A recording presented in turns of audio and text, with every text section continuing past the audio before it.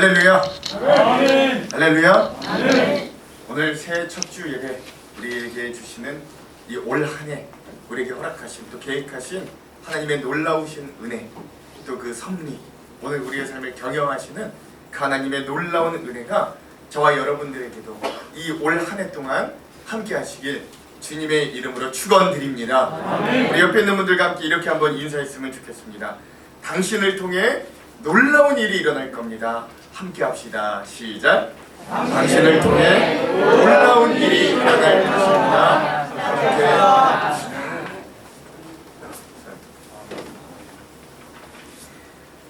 2022년 올 한 해는요 우리에게 더 성령의 충만한 또 은혜가 충만함이 우리에게 이루어져서 우리가 한층 또 한 단계 더 믿음의 진보 성장을 이루는 우리 모두가 되기를 다시 한번 축원드립니다. 네.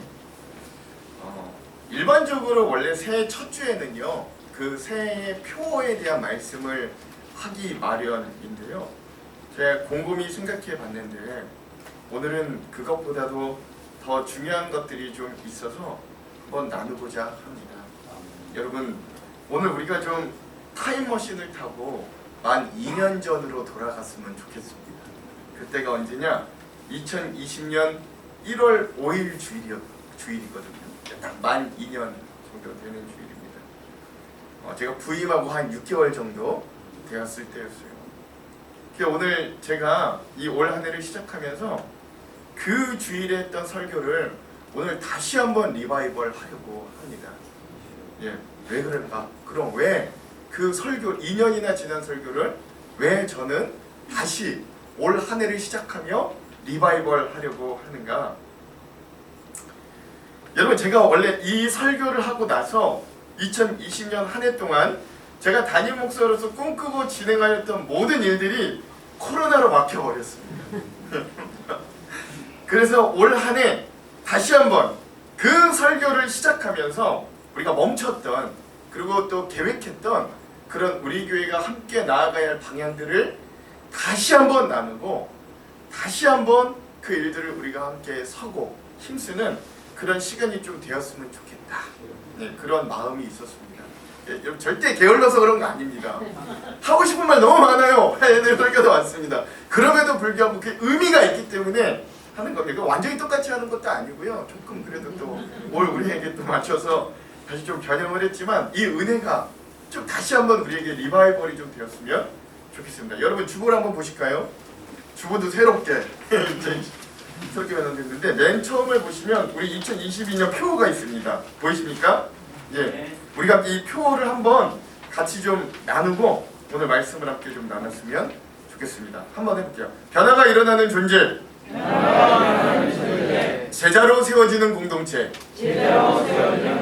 다시 한번 할게요. 변화가 일어나는 존재, 제자로 세워지는 공동체. 네, 감사합니다. 두 가지 의미가 있습니다. 그래서 오늘 우리 하안 장로교회에 속한 온 성도들 각 개인들에게는 올 한 해 우리에게 뭐가 있었으면 좋겠냐면 실질적인 믿음의 변화들이 있었으면 좋겠습니다. 그런 개인에 대한 변화가 일어나는 존재라는 말로 표현되고요. 그런 변화를 일으키는 한 사람, 한 성도, 한 가정들이 모여서 오늘 우리 하안 장로교회 공동체는 올 한 해 무엇으로 세워지는 공동체냐? 제자로 세워지는 공동체 그런 한 해가 되었으면 좋겠다라는 마음이 있습니다. 그래서 저는 한 2주에서 3주간 계속해서 이 제자 오늘 우리가 제자로 어떻게 세워지는가에 대해서 함께 좀 나눴으면 좋겠고요. 그 첫 시작이 바로 만 2년 전에 우리가 함께 나눴던 이 말씀들을 다시 한번 리바이벌하는 그런 시간이다 여러분들에게 알려드립니다. 변화, 제자 저는 우리 교회 5대 비전 중에 첫 번째도 바로 제자가 되는 교회, 제자가 되는 공동체예요. 제가 처음에 저희 교회의 담임 목사로 이 뭐라 그럴까요? 그 저의 이력과 또 제 목회 비전서를 내었을 때도 가장 첫 번째 제 목회의 1번은 무엇이었냐? 제자 훈련이었습니다. 그러니까 여러분 제자 훈련하기 싫으면 저를 쫓아내십니다.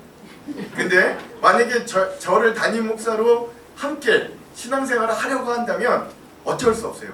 제자 훈련은 숙명이고 필연이에요. 예, 도망가려고 하지 마시고 꼭 받으시기 바랍니다. 예. 우리가 제자에 대해서 다시 한번 좀 이 한 해 시작하면서 좀 되돌아봤으면 좋겠습니다. 그래서 첫 번째, 오늘 우리들이 뭘 고민해야 되느냐? 그건 바로 첫 번째, 우리 진짜 제자는 누구인가? 진짜 제자는 누구인가? 라는 것들을 좀 오늘 우리가 생각해봤으면 좋겠습니다.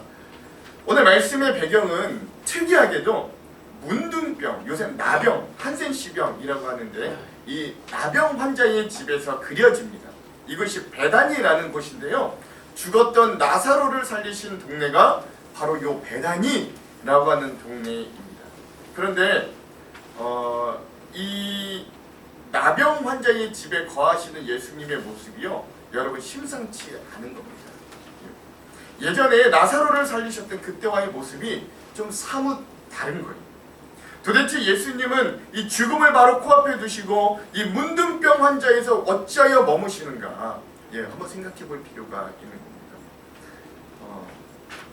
여러분, 우리가 좀 굉장히 이게 좀 가깝게 여겨질 수가 있는데, 문둥병이라는 게 여러분 혹시 어떤 병인지 아십니까? 문둥병 어떤 병인지 혹시 아세요? 강력하게 전파력이 심한 병입니다. 그리고 지금은 고칠 수 있을지 모르겠는데 이 당시만 해도 걸리면 거의 죽을 수밖에 없었던 심각한 불치병이었어요. 전염병도 심했고 걸리면 죽을 수밖에 없는 그런 병이었습니다. 그래서 많은 사람들이 문둥병이 있는 사람을 마을에서 쫓아내려고 하거나 아니면 같이 살아도 상대하려고 하지 않았습니다. 그래서 문둥병이 있는 사람들이 집에 들어간다는 건 굉장히 드문 일이었고 위험한 일이었고 거의 일어나지 않는 일이었어요. 근데 오늘 예수님은 제자들을 데리고 어디에 계시다고요? 이 문둥병이 걸린 사람의 집에 함께 계시는 거예요. 굉장히 특이한 상황입니다. 특이한 상황입니다. 제 곰곰이 생각해 보니까 예수님은 그렇다 치는데 예수님이랑 함께 그 집에 들어가 있는 제자들이 기분이 썩 좋지 않았을 것 같아요. 솔직히 그 집안에 들어가기도 싫었지만 예수님이 가시니까 억지로 들어가긴 한 것 같아요. 그러나 최대한 조심하고 또 조심해야겠다고 다짐했어요. 모든 물건들에 대한 접촉을 최대한 피하고 다니느라고 이 제자들이 굉장히 신경이 곤두서 있었어요.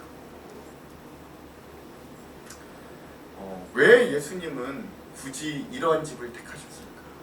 왜 예수님은 굳이 이런 문둥병이 있는 사람의 집에 들어가셨을까?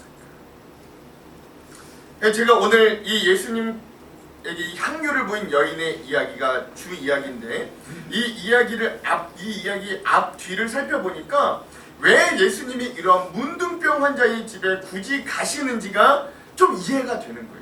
여러분, 이거 말씀을 읽어보진 않겠습니다만 오늘 본문의 1절과 2절을 보면 이 말씀이 어떻게 시작하느냐, 대제사장과 서기관들이 예수님을 어떻게 죽일까 음모를 꾸미는 거예요. 그러니까 시작부터 무슨 냄새가 풍기는 거냐? 죽음의 냄새가 풍기는 거예요. 또 오늘 말씀의 본문의 이후로 읽지는 않았습니다만 오늘 본문 말씀이 끝나고 10절과 11절을 보면 가룟 유다, 예수님의 제자 중에 가룟 유다가 예수님을 팔아 넘길 음모, 그러니까 예수님을 죽일 음모를 직접 실행하는 모습을 보여주는 거예요. 그리고 그 한가운데 무슨 이야기가 있느냐? 이 여인이 예수님께 다가와서 자신의 향유를 깨트리고 드리는 향기로운 이야기가 그 가운데 있는 거예요. 즉 오늘 이 놀라운 이 향기로운 이야기는 가장 더럽고 가장 죽음과 가까운 이 이야기들 사이의 위치, 즉 죽음의 한가운데 있는 이 위태로운 예수님의 모습, 그럼에도 불구하고 이 죽음과 같은 광야 위에 피는 한 송이 향기 나는 꽃과 같은 이 여인의 이야기가 바로 이 사이에서 유유히 우리들에게 전해지고 있다라는 것들을 좀 우리가 살펴볼 수 있는 거예요. 그것들을 굉장히 더 그 분위기를 더 막 고조시키는 장치가 뭐냐? 이 집이 문둥병, 죽을 병에 걸린 사람의 집이었다라는 것들을 오늘 우리에게 알려주는 거죠. 그래서 이 모든 상황이 마치 죽음으로 예수님을 둘러싸듯이 오늘 예수님의 위치도 죽음의 병, 문둥병자 가운데 계시는 것으로 오버랩된다라는 것들을 알 수 있는 거예요. 그 밤 이제 그래서 잠깐만 여러분 만 2년 전에 들었는데 오늘 새로 들은 것 같죠? 네. 이렇다니까요.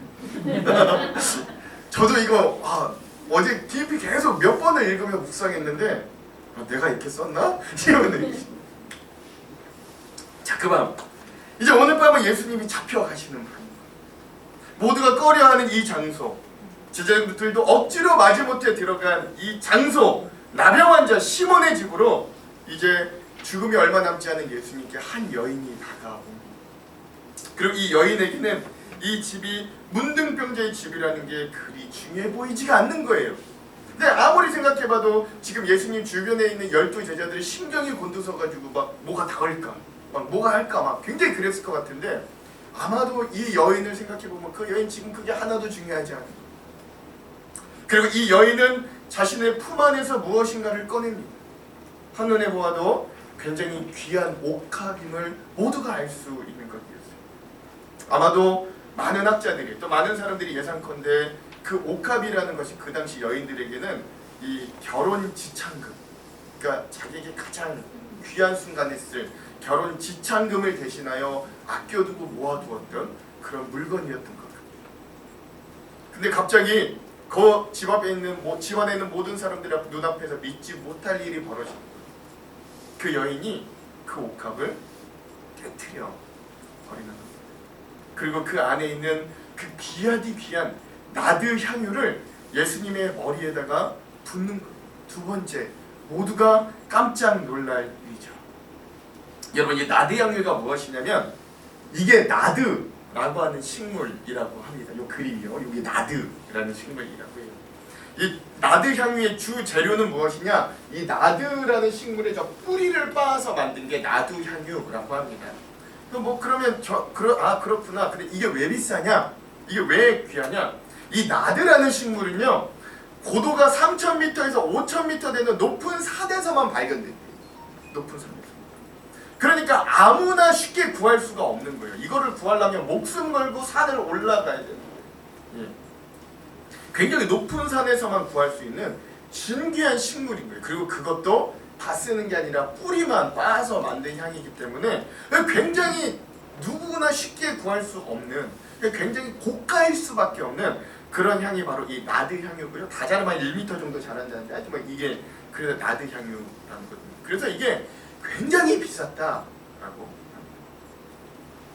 합니다. 많은 학자들이 예상하기로는 이 나드 향유를 어느 정도 가지고 있는 건 뭐냐면 그 당시 한 일반적인 노동자들의 1년 연봉, 1년 품삯이 요 나드 향유 한 병, 그 정도의 가치가 되었다.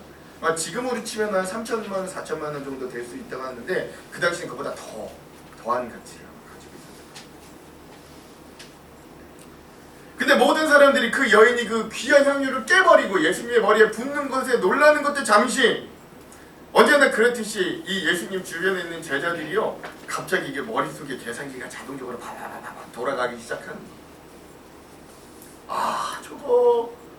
저거 1년치 저거 연봉값인데,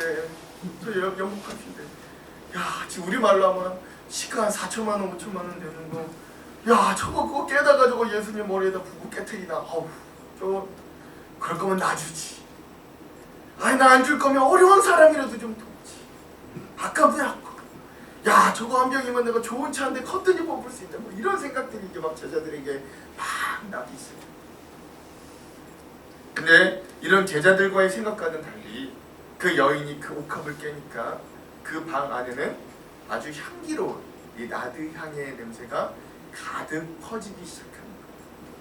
처음 맡아보는 이 진귀한 향기에 이들의 기분이 아득해집니다. 그리고 그 향기에 취하려고 하는 순간 귀신같이 이 머릿속에 계산기를 돌렸던 이 제자들이 하나둘씩 그 여인을 비난하기 시작합니다. 참, 그 제자들의 모습을 보면서 어찌 저와 그렇게 이들이 생각이 같든지, 어찌 내가 생각하는 회로와 이 제자들이 생각하는 회로가 이렇게 하나 다름이 없는지 소름이 끼치더라. 뭐라 그러느냐? 야, 그거 여기서 이렇게 깨면 어떡하냐? 그거 팔아가지고 가난한 자들을 도울 수 있으면 얼마나 많이 도울 수 있는데 이 향유를 낭비하고 허비하는가? 이 제자들이 그 여인을 막 꾸짖고 비난하기 시작합니다. 그런데요, 예수님께서는 처음부터 끝까지 이 여인에 대한 태도가 사뭇 진지함을 보시고 가만히 계십니다. 그리고 이렇게 말씀하는 거죠. 다 같이 오늘 본문 6절에서 8절을 한번 읽어볼게요. 제자들의 비난 가운데서도 예수님은 이렇게 말했다는 거예요. 한번 읽겠습니다. 시작. 예수께서 이르시되 가만두라.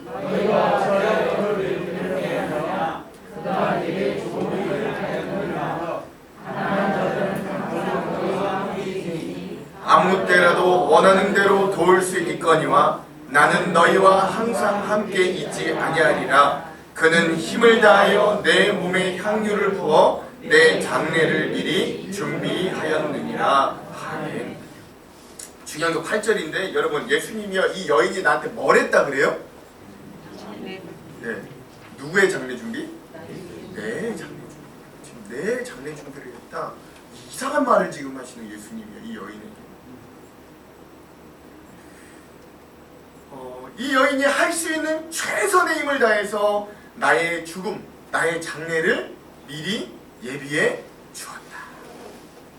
즉 이 여인이 지금 예수님의 머리에 향유를 부은 것이, 이게 보통 머리에 기름을 부은다는 건 왕에게 해주는 일이거든요. 근데 또 하나 있습니다. 왕에게 해주는 것 아니면 마지막 또 하나의 케이스는 뭐냐면 죽은 시체에 기름, 그러니까 내가 생각하는 사랑하는 사람들, 내가 생각한 귀한 사람이 죽었을 때 그 몸에 기름, 향유를 발라서 그의 죽음을 기념하는 그런 행위가 향유를 붓는 거예요. 근데 예수님은 첫 번째가 아니라는 거예요. 예수님은 이 여인이 나한테 뭘 했다는 거예요? 두 번째, 장례, 내가 죽었을 때, 내가 시체가 되었을 때 내 몸에 기름을 발라주는 그 행위를 미리 해주었다 라고 이야기하는 거죠. 근데 이것도 이상해요. 이것도 이상해요. 제가 한번 생각해봤거든요. 제가 아무리 죽을 게 확실해요. 제가 지금 심각한 병에 걸려서 이틀 3일 후에 죽을 게 누가 봐도 뻔해요. 근데 그렇다고 해서 제 아내가 와가지고 저한테 미리 막 염하고 그거 정말 안 기쁠 것 같은데, 기분이 나쁠 것 같은데, 굉장히 분노가 치밀 것 같은데, 예수님은 이게 귀하다는 거예요. 예수님은 이게 이 여인이 나에게 최선을 다했다는 거예요. 왜 그러는가? 그리고 나서 예수님은 심지어 어떻게까지 하느냐? 9절에 보면 이 여인은 이렇게까지 칭찬하시는데 9절도 한번 읽어볼게요. 9절 읽겠습니다. 시작. 내가 진실로 너희에게 이르노니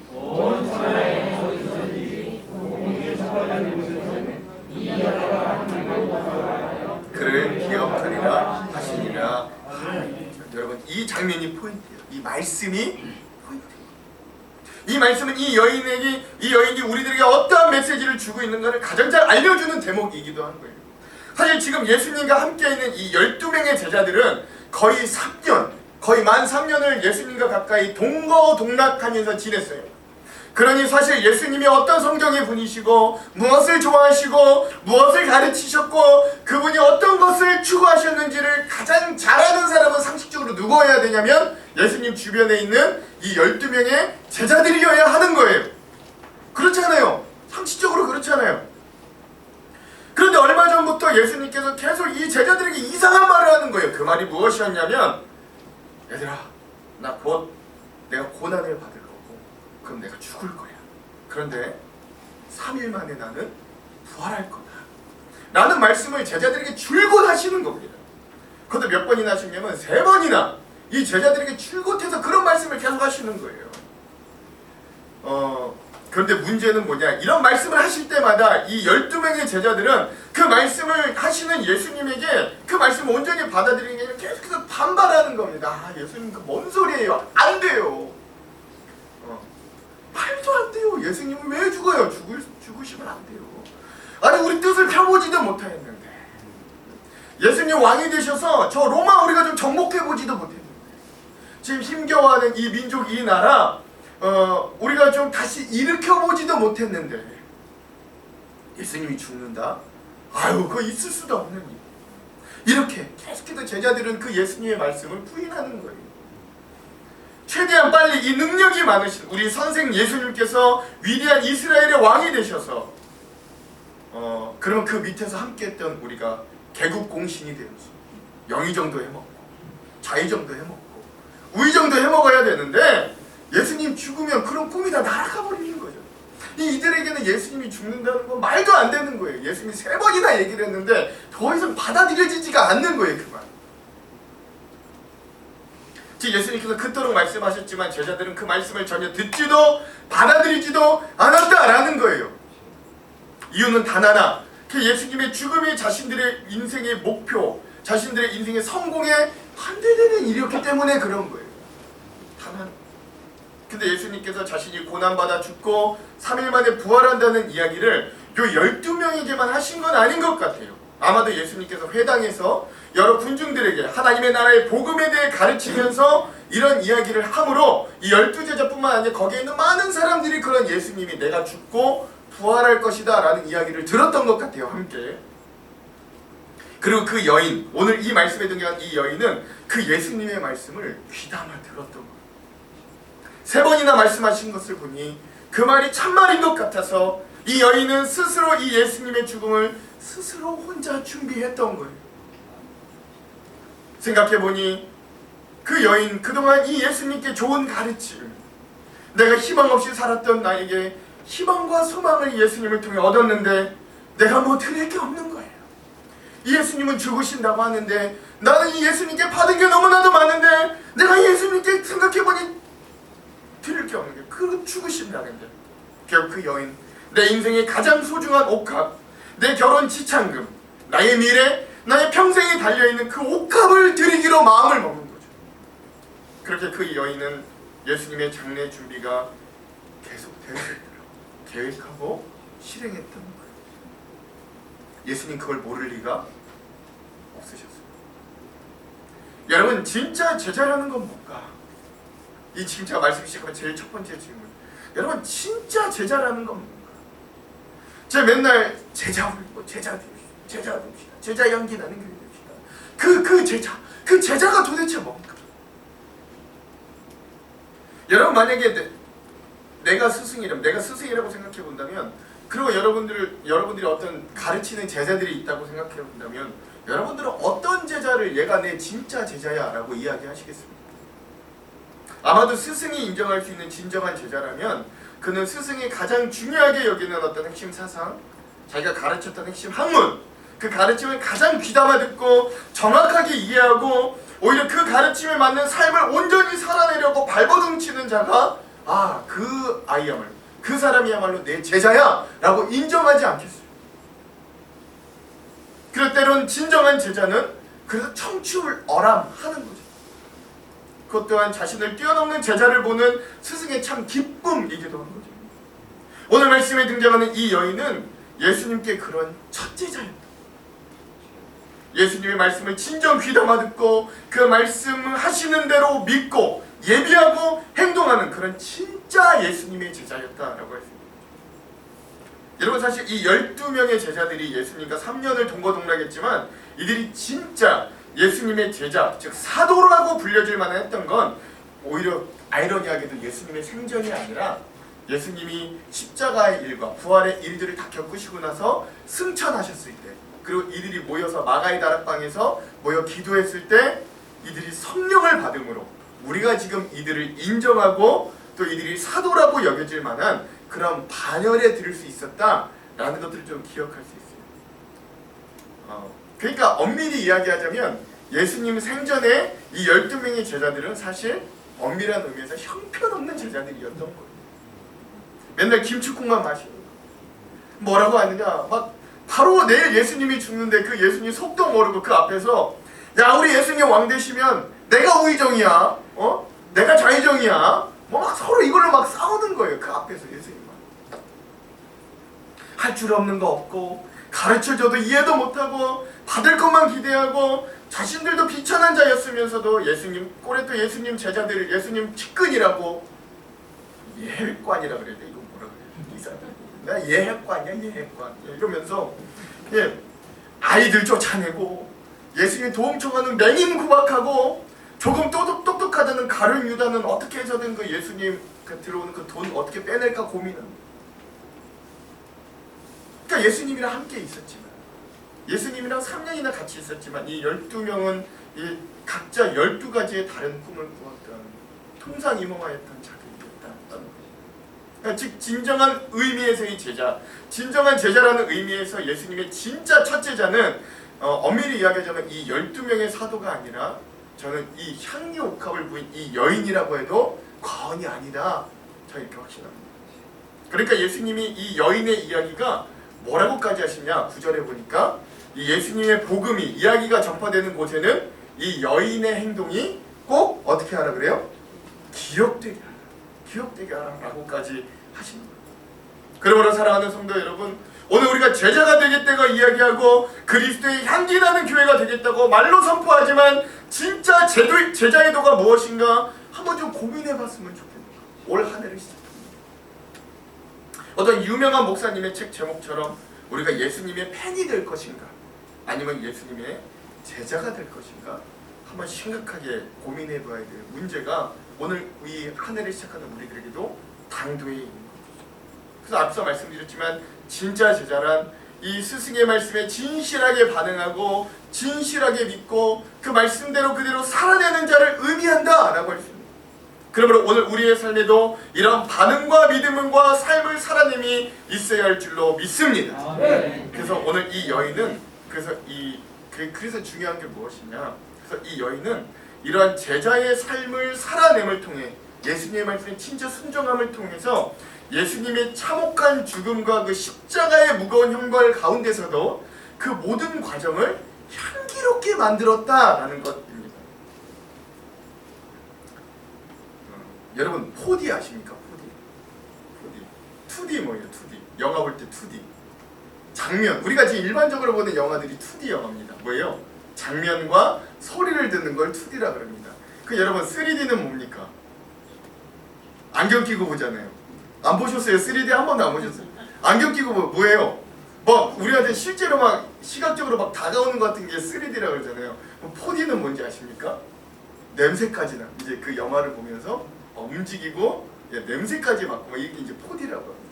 그러니까 만약에 이 장면을 우리가 그 4D 영화로 본다. 그리고 예수님께서 골고다로 올라가시는 장면의 영화가 4D로 만들어진다면 여러분 아마도 그 예수님 십자가를 지시고 그 올라가는 그 십자가 언덕에 진한 나드향이 났습니다. 상식적으로 생각해보세요. 비싼 향수잖아요. 얼마나 진했겠어요. 얼마나 이 향이 좋았겠어요. 그리고 예수님이 돌아가시 십자가에 달리기 직전에 이 여인이 그 머리 부었다는 거예요. 한 통을 다 부었다.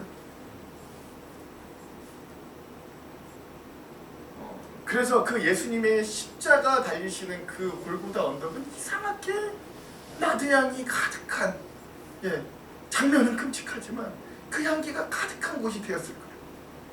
상식적으로 이게 맞아요. 이것은 그저 어떤 물리적인 향기만을 우리에게 이야기해 주는 게 아니에요. 이 나드향기가 십자가에서부터 나오는 것을 보면서 우리는 그 십자가를 통해 우리를 용서하시고 끝까지 사랑하시는 주님의 사랑의 향기가 우리에게 전달됨을 동시에 경험해 줍니다. 그 십자가의 언덕에 조용하게 끝내 순종하심으로 올라가시는 그 예수님의 순종의 향기를 이 나드향을 통해 우리가 느껴볼 수 있습니다.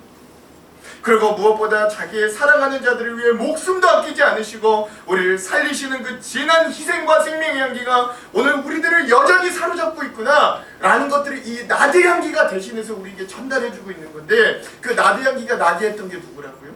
이 여인의 행동입니다. 이 여인의 순종입니다. 그래서 오늘 우리의 삶도 이 예수님이 진짜 예수님 되게, 예수님께서 저 십자가에 달려 죽으심이 향기나게 만들어줄 수 있는 그런 사람들의 삶, 그런 제자가 되기를 주님의 이름으로 축원드립니다. 그래서 오늘 우리의 삶에도 예수님의 향기가 향기되게 하는 제자의 인생이 필요해요. 예수님께서 자신의 목숨을 다하여 만드시고 이룩하셨던 이 땅에 임하여 만드셨던 그 하나님의 나라를 우리가 다시금 발견해내고 온 힘을 다해 그 예수님을 따라가고 그 예수님의 향기가 우리를 통해 남겨지게 되기를 주님의 이름으로 축원합니다. 여러분 저는 이게 제자라고 생각해요. 이게 제자예요. 우리 옆에 있는 분들과 함께 이렇게 한번 도전했으면 좋겠어요. 하게 반응하고 진실하게 살아냅시다. 시작. 진실하게 믿고 진실하게 반응하고 진실하게 살아냅시다. 저는 이게 첫 번째 진짜 제자의 모습이라고 봅니다. 그럼 두 번째, 그러면 우리 제자는 어떤 삶을 살아야 되느냐? 제자는 그래서 향기 나는 삶을 살아요. 향기 나는 삶을 살아요. 그래서 제가 우리 교회 표어도 뭐예요? 그리스도의 향기 나는 교회. 여러분 누구나 인생을 살다가 그 자리를 떠나게 되면 그의 족적과 그 채취가 남기 마련입니다. 어떤 사람은 그 삶을 다 살고 남았더니만 그 삶의 족적을 살펴보니 남은 게 구린내가 진동하는 반편, 또 어떤 사람은 그가 남기고 간 게 참으로 가치 있고 귀감이 되고 향기가 나는 인생이 있어요. 그러나 오늘 예수 그리스도를 따르는 우리는 다른 어떤 것이 남지 않고 오늘 우리가 우리의 인생을 최종적으로 더 살았을 때, 그리고 우리가 하나님 앞에 나아갔을 때 오늘 우리의 삶을 보며 우리의 후손들이 생각할 수 있는 향기는 예수님의 향기가 남게 되기를 간절히 소망합니다. 저도 그런 인생이 되었으면 좋겠고 제 목회가 그런 목회가 되었으면 좋겠고, 야, 그 목사님 교회 크게 성장시켰지. 야, 그 목사님 설교 참 잘했지. 야, 그 목사님 열심히 하셨어, 성실하셨어. 이런 기억보다 저 목회 끝나고 나서 많은 분들이 제 목회를 기억해 주셨을 때, 그 목사님 진짜 예수 향기 났는데, 그 목사님 진짜 예수 향기 났는데, 이런 평가 받고 싶습니다. 과욕인 거 아는데 그런 평가 받고 싶습니다. 그래서 오늘 저와 여러분들이 좀 꿈은 좀 크게 가져야 돼요. 큰 교회 이루겠다 중요한데, 건강한 교회 만들겠다 중요한데, 그런데 그거보다 진짜 오늘 우리의 공동체를 통해서 많은 사람들이 저 교회는 진짜 예수 향기 나는, 저 교회는 진짜 향기 나는 교회야, 진짜 저 교회는 교회야, 이런 이야기 좀 들었으면 좋겠습니다. 그렇게만 된다면 다른 소원이 없겠어요. 그래야 저도 나중에 하나님 앞에 갔을 때 할 말이 있죠. 할 말이 있죠. 그래, 초대교회부터 그 예수님의 향기 나는 삶을 통해 생명이 살아나게 하시고 변하게 하시는 놀라운 은혜를 경험하고, 그래, 그 향기 때문에 인생이 변화된 사람들이 여러분 한두 명이 아닌 거죠. 그 변화를 통해서 오늘 이 기독교의 복음이, 오늘 우리의 믿음이 여기까지 흘러왔대요. 오늘 우리가 여기에 뭐 한다고 이렇게 와서 앉아서 예배하고 있는 거예요. 이 귀중한 시간, 쉴 수 있는 시간, 이 천금과 같은 이 휴식 시간에 여러분들은 뭐 한다고 와서 여기 와서 예배하고 앉아 있냐고요. 이런 부족한 사람의 이야기를 하나님의 말씀이라고 여기면서 듣고 있냐고요. 우리가 다 그런 변화를 경험했기 때문에 그런 거예요. 예수님의 향기로운 죽음, 그리고 그 죽음을 고스란히 닮았던 우리 지난주에 함께 나눴죠. 그 스데반 집사님의 죽음. 그는 자기에게 돌이 날려옴에도 불구하고 그런 상황 가운데서도 자신에게 돌을 던지는 자들을 용서해 하늘을 바라보며 천사와 같은 얼굴, 마지막까지 그 향기 나는 그 모습을 통해서 사울, 거기에 서 있던 사울, 청년 사울이 마음의 충격을 받고 결국 예수님을 만나는 결정적인 계기가 됩니다. 그의 마음에 심각한 질문을 하게 됩니다. 도대체 그리스도인이라는 자들은 어떤 자들인가? 도대체 저들은 어떻게까지 그렇게까지 살아갈 수 있는가? 결국 그 사울이 바울이 되어서 자신도 그 예수 그리스도의 향기를 전하다가 그 자신도 목숨까지 바치고 수많은 교회와 수많은 그리스도인들을 세우는 인생 제자로 살아가게 되는 것이죠. 그가 얼마나 처절하게 예수를 믿고 전하였던지 제가 다 말하지 않아도 여러분들도 이미 잘 아시리랍니다. 또한 자신의 것을 아낌없이 주고 사랑한 다비다라고 하는, 성경에 보면 여제자라고 표현되어 있는데, 이 다비다라는 여제자도요, 그가 죽고 났더니 그 동네에 있던 수많은 한 명에 빠짐없이 과부들, 어렵게 살았던 여인들이요, 그 죽음을 슬퍼할 정도로 예수의 향기를 진하게 품고 갔던 그런 여제자다라고 하는 거예요. 많은 사람들이 그러한 정말 그리스도의 향기 나는 삶을 통해 예수 그리스도의 사랑이 진짜임을 많은 사람들에게 알려주었다라고 하는 거죠. 저도 한 예화하고 이제 마무리하려고 합니다. 사진 오늘 우리나라에도 다행스럽게 그런 예수 그리스도의 향기를 강하게 남긴 분이 계십니다. 이 목사님이십니다. 손양원 목사님입니다. 여기 보이십니까? 이 손양원 목사님 별명이 있어요. 이분의 별명이 뭐냐면 사랑의 원자폭탄. 사랑의 폭탄도 아니고 사랑의 원자폭탄. 이 손양원 목사님이 사셨던 시대는 일제시대였어요. 그리고 6.25 전쟁까지 우리나라 역사에 가장 아프고 힘든 때를 사셨던 그런 목사님입니다. 그는 어렸을 때부터 신앙생활하면서 목사님이 되셨어요. 일제 신사참배를 반대하여서 신실하게 신앙을 지키다가 감옥에 갇히셨고, 광복 후에는 평생 여수로 내려가셔서 애양원에 있는 나병 환자를 돌보셨던 사랑 가득한 목사님이셨습니다. 그런데 이제 여러분, 우리나라에 아픈 역사가 있잖아요. 독립은 했으나 나라가 반으로 사사로 쪼개지잖아요. 한쪽에서는 공산주의, 한쪽에서는 민주주의, 이렇게. 하필 이때 1948년 10월 19일 여수 반란 사건이 일어난, 이 목사님이 계시던 이 여수. 당시 이 북한 쪽의 반란군이었던 안재선이라는 청년이 있었는데, 이 청년이 이 손양원 목사님의 두 아들이 있었거든요. 이 두 아들을 너희는 기독교인들, 친미자들, 예수쟁이라는 이유로 손양원 목사님의 두 아들 손동인, 손동신, 이 두 아들을 총살해요. 그리고 나서 이 손양원 목사님의 두 아들을 죽였던 이 공산당원 안재선이 체포되어서 사형 선고를 받게 되는 거죠. 그런데 놀라운 건 이 손양원 목사님이 그 사실을 알게 된 거예요. 그리고 자신의 두 아들을 죽였던 그 공산당원 안재선을 용서해 줄 것을 법원에 간곡하게 부탁합니다.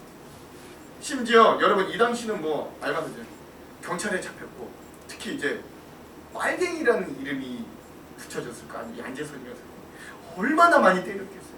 얼마나 많이 구타하고 얼마나 많이 고문했겠어요. 근데 이 목사님, 그거 하지 마라. 그를 때리지 마라. 그를 고문하지 마라. 그리고 그를 사형시키지 말아달라고 구명활동을 벌입니다. 지금은 안 그럴 것 같아요. 이 당시는 이 당사자가 그러니까, 이 희생을 당했던 당사자가 그렇게 이야기를 하니까 이 법원도 그렇고 경찰도 그렇고, 그래서 이 안재선을 정말로 사형하지 않고 구명해서 풀어줬던 것 같습니다. 놀라운 건 여기서 일어나는 거예요. 그 구명되어 나온 이 안재선을 이 손양원 목사님이 자기의 아들로 양자 삼으십니다. 그리고 자신의 아들이 입족하여 가족으로 살도록 합니다. 그 사랑이 얼마나 진했든지 이 안재선이라는 분이 결국 회개하고 변화되어서 나중에 목사가 됩니다. 이 손양원 목사님이 6.25 전쟁이 결국 일어나서 모두가 다 도망가고 피난을 갔는데, 이 목사님만은 여기 있는 이 나병 환자들 내가 두고 갈 수 없다고, 우리 교회를 두고 갈 수 없다고 이 나병 환자들과 교회를 지키다가 결국 그 공산당원들에 의해서 죽게 돼요. 49년의 짧은 인생을 마치시고 결국 그렇게 순교하십니다.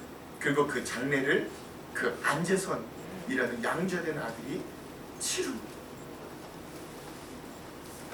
사랑하는 성도 여러분, 오늘 이 목사님의 이야기가 오늘 우리들에게 얼마나 도전이 되는지, 얼마나 큰 감동을 주는지 기억하십시오. 이런 그리스도의 향기가 가득한 인생이 오늘 우리가 되기를 간절히 소망합니다. 오늘 우리는 이런 그리스도의 향기를 살면서 직접적으로 진하게 풍기는 분들로 인해서 예수 믿는다는 게 이런 거구나 알게 되는 거예요. 어떤 사람이 이렇게까지 희생적일 수 있고, 어떻게 이렇게까지 사랑만으로 가득 찰 수 있고, 어떻게 이렇게까지 할 수 있는가, 오늘 우리는 감동하는데, 또 한 가지 이런 분들을 통해 우리는 그래서 예수를 믿는다는 거, 예수를 만난다는 건 진짜구나, 예수를 믿는다는 건 참으로 귀하고 가치 있구나, 그 인생이 정말로 의미 있게 변하는구나 알게 되는 거예요. 여러분, 저는 그렇게 생각합니다. 저 앞에서는 이 목사가 100마디, 1000마디 말하는 것보다 여러분들 중에 한 분이 이런 변화를 입어서 여러분들에게 그 변화가 보이기 시작하면 그 옆에 있는 그 성도들이요, 그 사람의 변화를 알아채고 자신도 영향을 받더라고요. 그게 제 100마디, 1000마디 설교보다 그게 더욱더 놀라운 힘을 발휘하더라고요.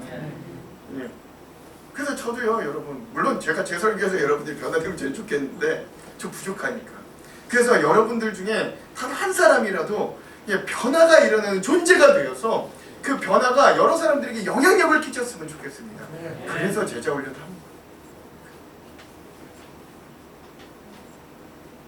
그러므로 예수님이 향기 나는 삶을 먼저 살아내 주셨고 그 향기를 통해 우리가 생명을 얻었으니 제자인 우리도 향기 나는 삶을 살아야 함을 받아들이고 고백하고 살아나는 인생 되기를 주님의 이름으로 축원드립니다. 우리 옆에 있는 분들과 함께 이렇게 한번 도전할게요. 제자가 되어서 향기 나는 삶을 살아냅시다. 시작. 제자가 되어서 향기 나는 삶. 말씀을 마무리합니다. 사랑하는 성도 여러분, 올 한 해 우리도 그러한 인생들로 한번 살아내기를 간절히 소망합니다. 우리가 뭐 저 믿음이 큰 대선배들만큼은 뭐 못한다고 할지라도 오늘 우리의 삶의 자리에서 우리가 조금이나마 예수 그리스도의 향기를 품고 또 풍기고 사는, 그렇게 살려고 애쓰고 노력하는 사람들이 되기를 간절히 소망합니다. 저는 다른 것보다도 그게 제자라고 생각해요. 제자 훈련 코스 다 밟아서 제자가 아니라 저는 그렇게 예수의 향기를 품을 수 있을 때 비로 제자라고 생각해요. 우리가 관계하는 곳에서 우리를 통해 사랑과 화해와 화목이 일어나 예수의 향기가 나타나고, 우리가 일하는 곳마다 정의롭고 공정한 책에 가서 우리가 섬기는 곳마다 사람들이 살아나고 변해되는 역사가 일어나기를 소망합니다. 오늘 그런 예수 그리스도의 향기를 품고 가는 사람들이 모인 곳, 그래 그 제자들이 모여 제자로 세워진 공동체가 올 한 해 우리 하안장로교회에서 우리 하안장로교회의 귀한 역사가 되기를 주님의 이름으로 축원합니다. 축원합니다.